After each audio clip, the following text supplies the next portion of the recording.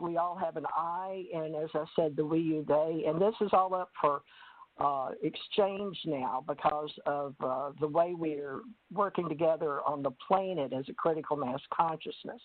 So now we're involving AI, which I'm very familiar with off planet because everything is biological, but everything's also AI. So my question is, in this reality while we're here, how can we each help each other form a story line beginning now for supporting each other in fellowship? I don't know, is that a question that I asked? I think it should be in this AI reality, accepting that we're all data packs in thought forms in this game of life. How can we all support each other while we're witnessing, I guess, each other in this reality? I'm not sure how to say it. What is your? That's good. What's your answer?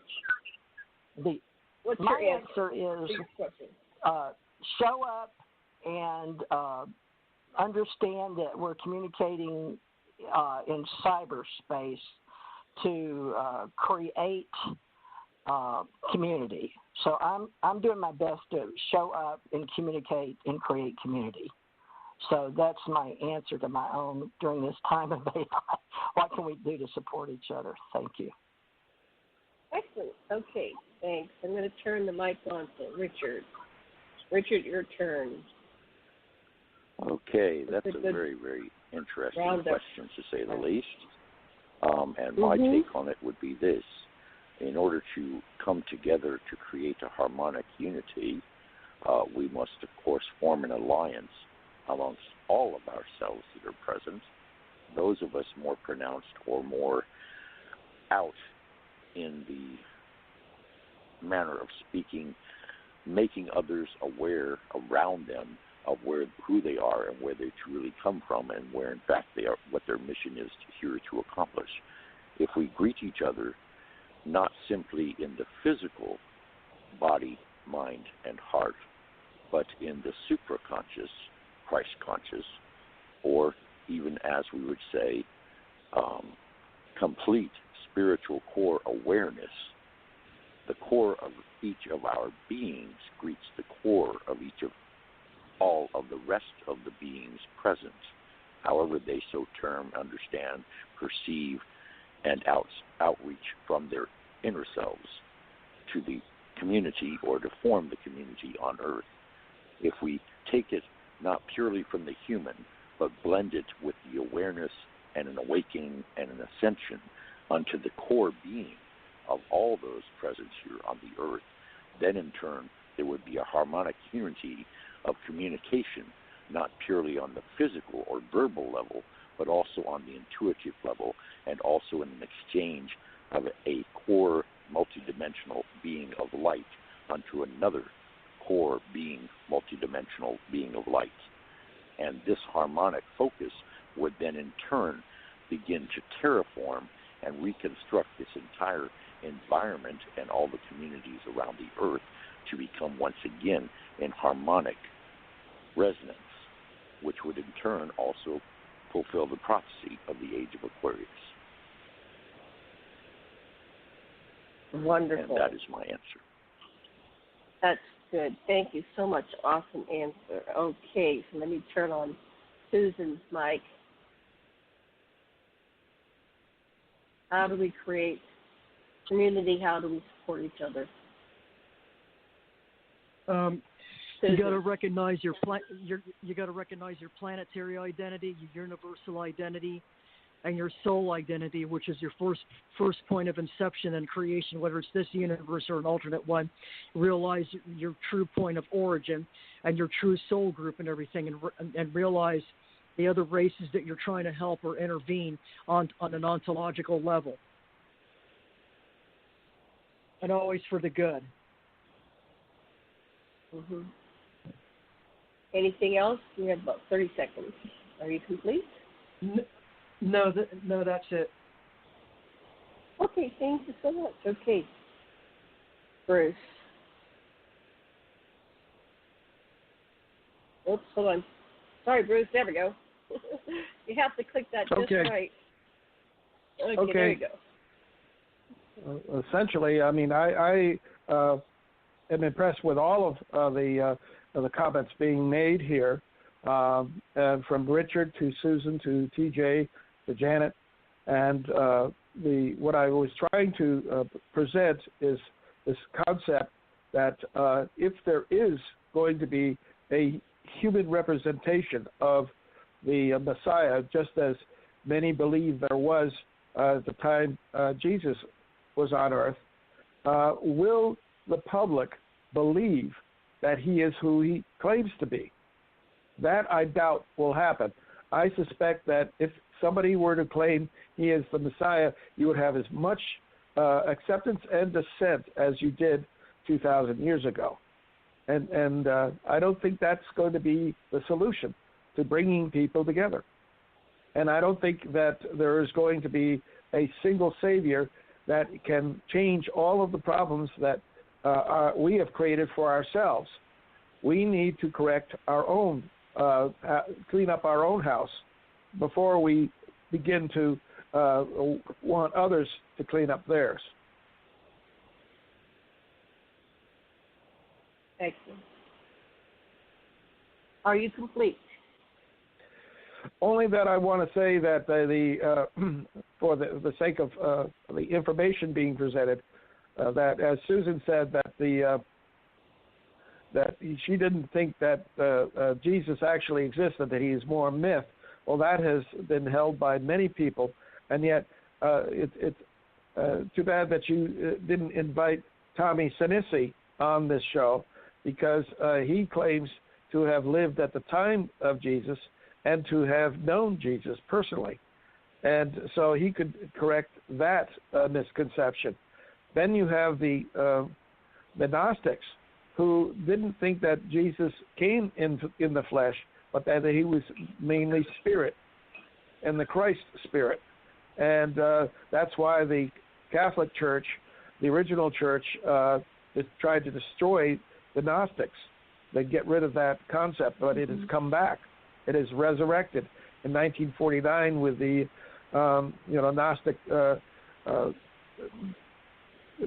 manuscripts that were found in the desert. Right. Okay, well, I'm going to answer my answer, and then I'm going to turn on all the mics, and I want everybody to play nice with each other. But I just wanted to say, but in psychology, one way we can create community is to witness each other. And we witness each other without judgment, without criticism, without trying to fix or repair, because none of us are broken. But witnessing is the first level to healing, especially if you can be witnessed without judgment, criticism, somebody trying to fix or repair you in your true, authentic self. And ideally, it'd be great to witness each other in our true expression in the moment. So if somebody wants to be angry, they could be angry, and you just witness them being angry, and you applaud and say, "Good job, you really did." If they want to be loving, whatever their true emotion is, as long as you're not hitting somebody, you don't want anybody to hurt anybody. But if it's within themselves, and that's what they're doing, that's fine.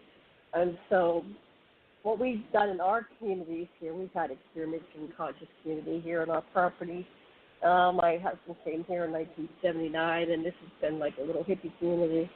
Learning to grow food and supporting each other. And I can't say that we had a lot of success, although, each period was successful in of itself. I would like to see us, and that's why this vision of this radio show is to come and we witness each other.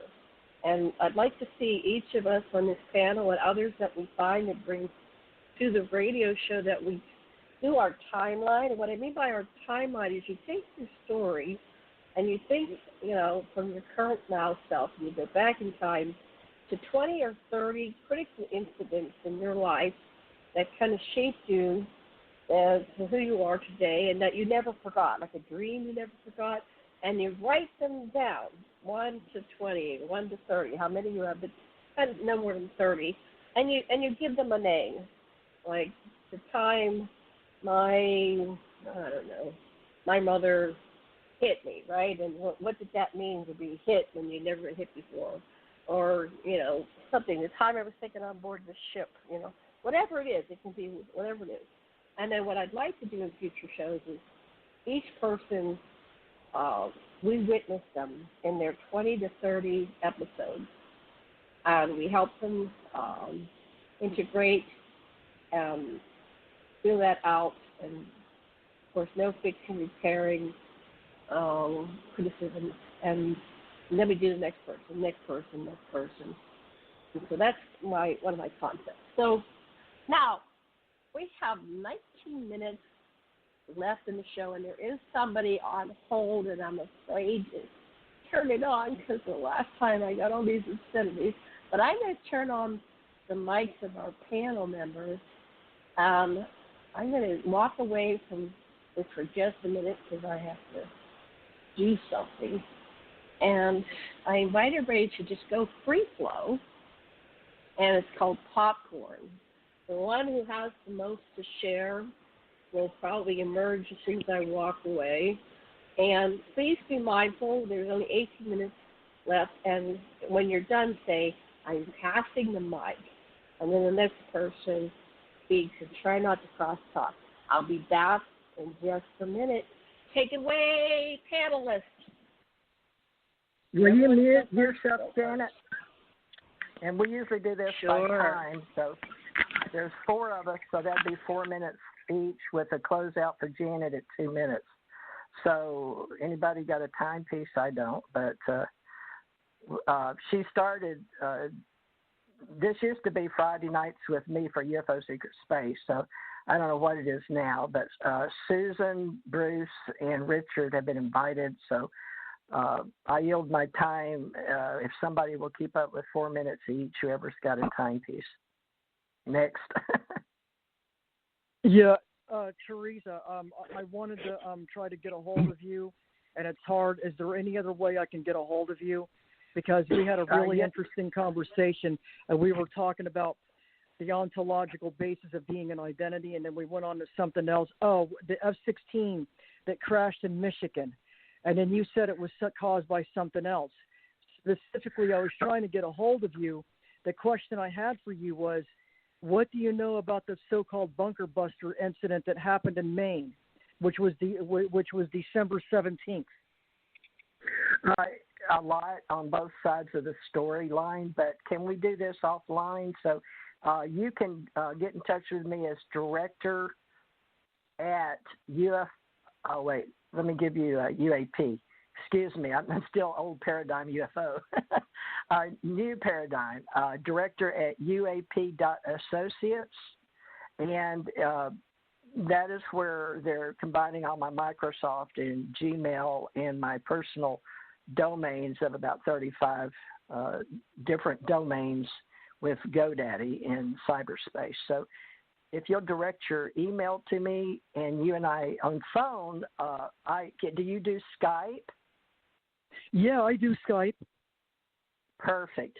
My name is TJ Morris, E.T. And all you have to do is schedule a meeting with me by contacting me and making me a friend on Skype. And I do 15, 30-minute intervals. But for you and me just to be one-on-one as friends, no problem. It's just, I'm going to be honest with you.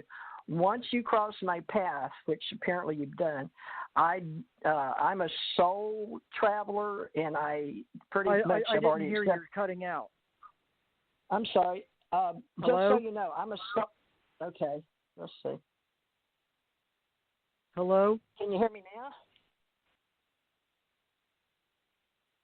Can you hear me? I'm back. All I heard was once you cross my path, which you've done, and then that's it. And then you faded. Yeah. Hello? Okay. I heard the whole thing perfectly clear. That's it's bizarre. all blank.